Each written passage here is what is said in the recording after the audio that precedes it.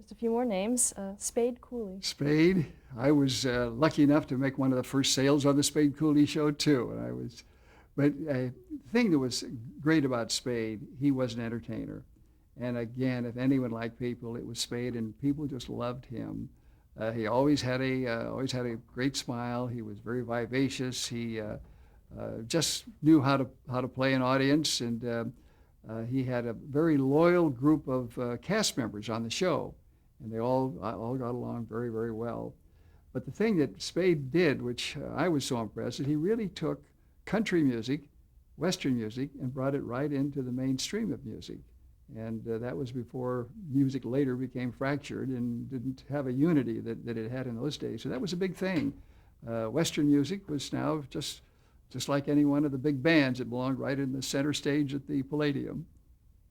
Horace Guy. Horace was one of my best friends, and we worked very closely together. I was in sales too, so I was close to her operation out at Helms.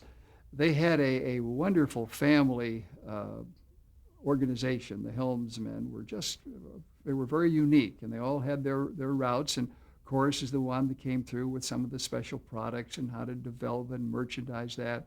She was very well known in her field, and she was an excellent home economist, and one of the first of the industrial home economists. She spoke for the whole company and was very close to Paul Helms Sr. and Jr. and very much a part of that era. And it was so much fun working here with every day. And when I was out on stories, everybody would say, "How's Horace?" And she was just that nice. And it's so hard to believe that Helms Bakeries is gone and that Horace is also. Corla Pandit. Corla was good. I didn't know Corla as well because he didn't talk that much, but Corla would play the organ.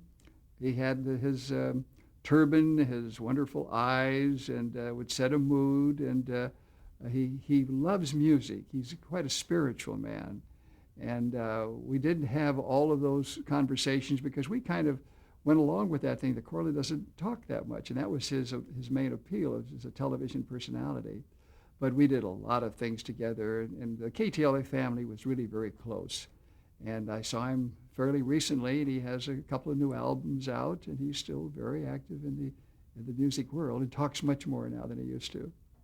Dick Lane. Dick was the big star of early television. Dick had this magnificent career as a Broadway performer. He and his wife were in I think it was the Ziegfeld Follies back in the 20s. And Texas Guinan was the show where she was a great personality on the Broadway stage. And Dick and Esther met while working for Texas Guinan. And he came out here, had a very, very good career in motion pictures, a leading character actor. He was great at baseball managers and fight managers and detectives, and he was in the Boston Blackie series.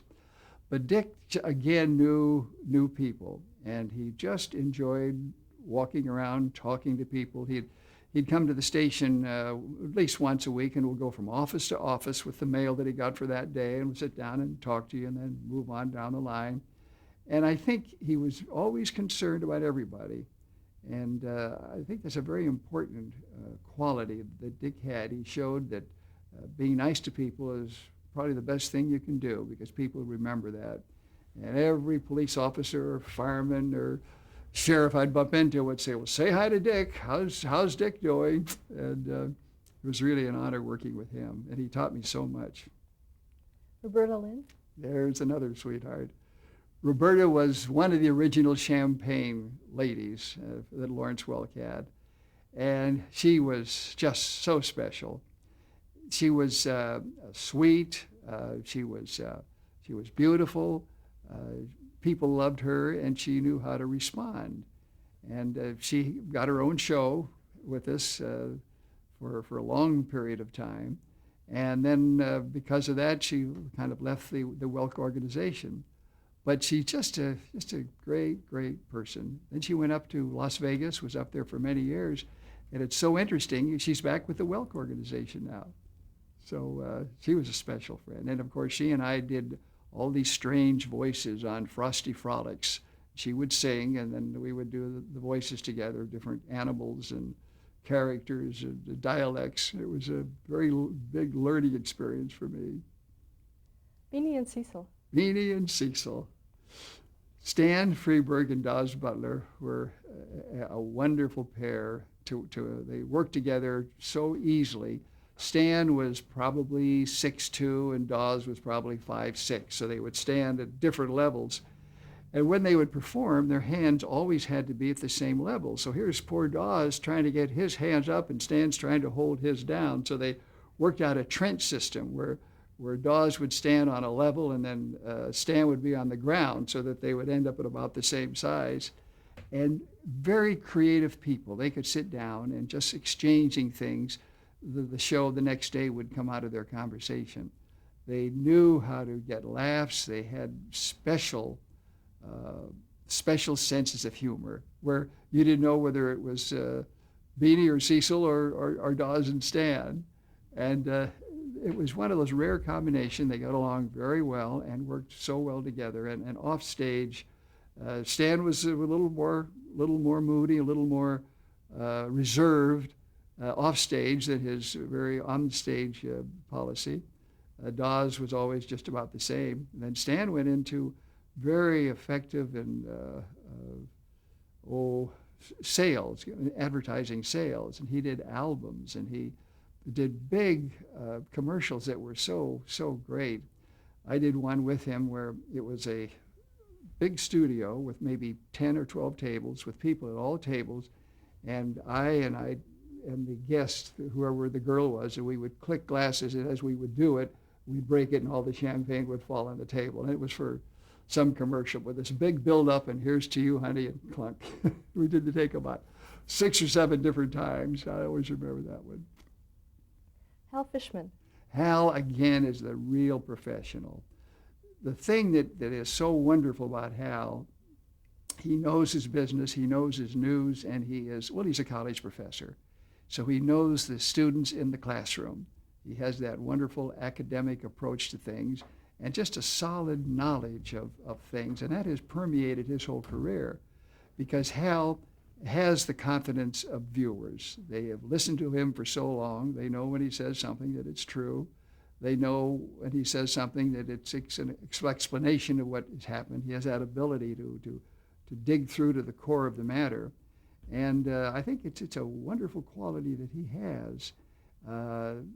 There are very few people as bright as Hal Fishman on the air, and he to kids about it, doesn't talk about it, but he's a very smart newsman, and he is very aware of trends that are going on, aware of different things that we should be aware of, and he really has set a pattern for broadcasting. I think it's going to stand for a long time.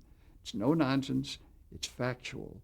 And Hal is, he's personified by that. Keep it factual. Klaus Landsberg. Well, our Renaissance man, Klaus Landsberg, was a great teacher. He knew how to get things done. He was a very charismatic leader. People followed him because they wanted to. He made demands because he knew this is the way you got things done. And so those of us that stayed with him learned an awful lot from Klaus. Through good times and bad times, you knew that with Klaus it would get done. There's the old thing that he wants you to do the impossible, and the impossible just takes a little longer. So he really set the pattern for a lot of things in news and also in television. He worked with the elements that people didn't even know existed in those days, and now they're commonplace today, and then that's where it all started. Beverly Chambers. Beverly Chambers. What a sweetheart. We were married for 40 years. She probably had the best disposition of anyone in the world. She was truly an angel, a beautiful mother, and it's just amazing how sweet and lovely a person can be, and she was that way all the time. So we just had a wonderful 40 years. It was a very tough time, and the family, they grouped around us, and we all got through it. But that was a terrible loss. And she was inspiration to each and every one of us. And I think we all got through it pretty well. Your wife, Gigi. Gigi is just magnificent. Can you imagine how lucky a fella can be to have a wife like Beverly and then to have a wife like Gigi? We have so many things in common. It's one of those things that we speak without even speaking. We are tuned into the same line. She's very smart, very brilliant, very concerned about things and people, and very considerate. And she's also a good golfer. But we just enjoy each other. We're very fortunate. And I just can't imagine being any happier.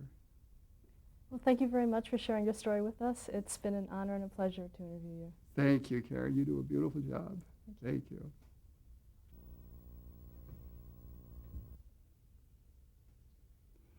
This is the atomic bomb test in 1952 in the Nevada desert. Gil Martin and I are there with, I think that's Jimmy Casson on the camera. And this is the link had been set up from Los Angeles to Las Vegas. We televised it live to the nation. We pooled it for the whole country. The networks took it over. And then the second week, we did an exclusive. Gil and I were back up there in the crew, and we showed the second test that went underway. Klaus Landsberg said we have all of that equipment up for the atomic bomb test, and a week from now they're going to have the Eldorado Parade in Las Vegas. Why don't we leave the equipment on the mountaintops and do the Eldorado Parade live? So there we are, Dick and Stan, ready to start the Eldorado Parade in Las Vegas in 1952. In 1949, I did a Man on the Street interview show with Bill Welch called Meet Me in Hollywood. And here we are at Hollywood and Vine talking to people who just kind of stood around and watched the program. Notice the old mic, that was a mic that saw a lot of duty. But we just talked to people from all over, and for about an hour and a half on Friday nights, and that was called Meet Me in Hollywood. This is the cast of Frosty Frolics in probably 1952. This was a musical comedy on ice. The cast members were all former participants of the Ice Follies or the Ice Capades or Holiday on Ice. And we had a Pa band and a little narration. So we had a little story every week on the ice with great skaters, and it was a big hit for several years. This was my introduction to nationwide publicity. This is the front page of the New York Times. Mr. Nixon and Mr. Eisenhower are there. They're going to run for president. And there is a microphone over to the left, right in front of General Eisenhower, being held by the left hand of Stan Chambers. My first in-print publicity photo. This is Klaus Landsberg, the guiding light of KTLA.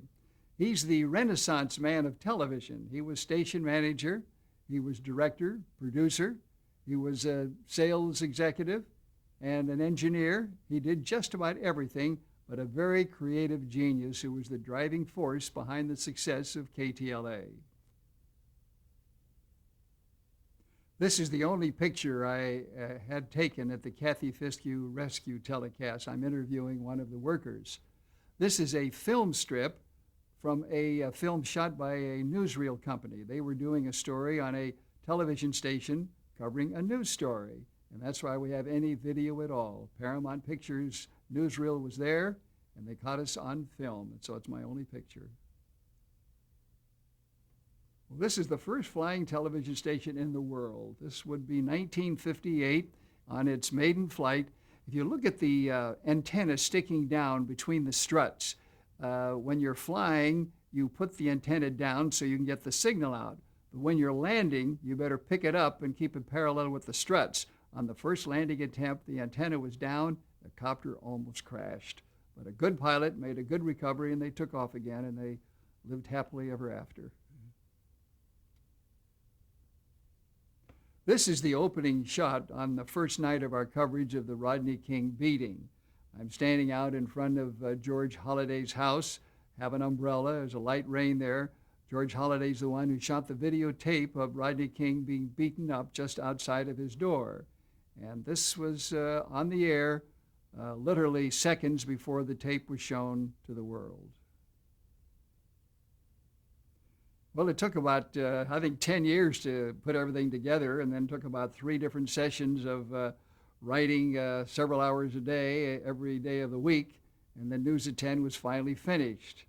Uh, it's been a joy to get it completed, and it does tell a lot of LA stories, a lot of LA TV stories, and a few Stan stories. News at 10.